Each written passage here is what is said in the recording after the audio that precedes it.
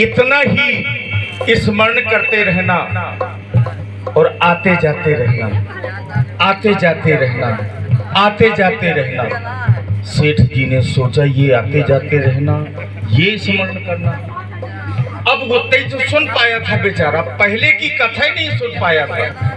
तो अब जैसे सेठ लौटा तो फिर से तारा खोल करके सबसे पहले बिस्तर पर लेट गया और सोने का एक नाटक करने लगा। इतने में सेठानी आ गई, बड़ी खुश हुई। आज कई लोग चर्चा कर रहे थे कि आज पप्पू के पापा आए थे, मतलब सेठ जी आए थे। तो सेठानी बोली ऐसे ही जाया करो रोज रोज, आज मेरा दिल खुश हो गया। अब सेठ जी के मन में तो बस वो दो बातें गूंज रही थी, आते जाते रहना, आते जाते रहना। अब सेठ जी काफी देर तक रटते रहे, आते जाते रहना, आते जाते रहना। नींद ना आवे सेठ जी। संयोग की बात कि वही दिन उनके घर में 4 चोर घुसे, पीछे की दीवार तोड़ के सेंध फोड़ के घुस पड़े। 4 चोर पक्के चोर, नामजद, इनाम घोषित कर रखो तो थानेदार साहब। और जैसे घुसे तो भीतर घुस के माल खजाना जितनो है तो सब बांध दिया।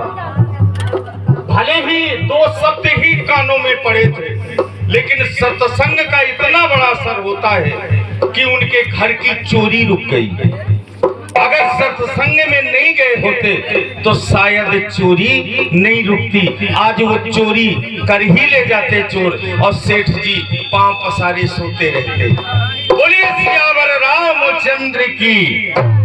तो ये हमारे परमादरणीय लक्ष्मी प्रसाद कुमार साहब जी की ओर से एक बार पुनः 21 पत्र मुद्राओं का दान प्रदान समर्पित हो रहा है। बहुत बहुत धन्यवाद उन्हें, कोटि सा धन्यवाद। और साथ ही कि सुध बुध बिसराई मेरी नींद चुराई, मेरा मुश्किल कर दिया बड़ा तुम्हारे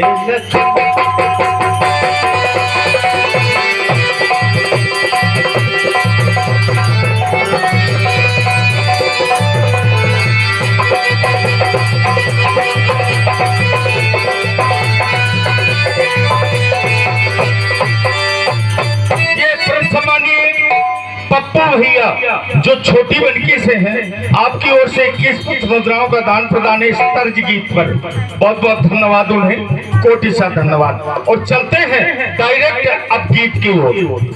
इसी तर्ज में श्रवण करें। कहानी है एक छोटी सी, सुनेंगे। के ख्वाबे अनसुलझी लिए और व्याकुल हृदय उदास, और शूर्पणखा रावण बहन गई है राम के। आपने बहुत सी कहानियां सुनी होंगी शूर्पणखा की। राम के पास जाती है शूर्पणखा, रामायण में लिखा है। और रामायण में लिखा है कि जब राम के पास जाती है तो एक प्रस्ताव रखती है शादी का, लेकिन यहाँ शादी का प्रस्ताव नहीं है, कुछ और कारण है। शूर्पणखा क्यों गई राम के पास, सुने आप कहानी। कहने लगी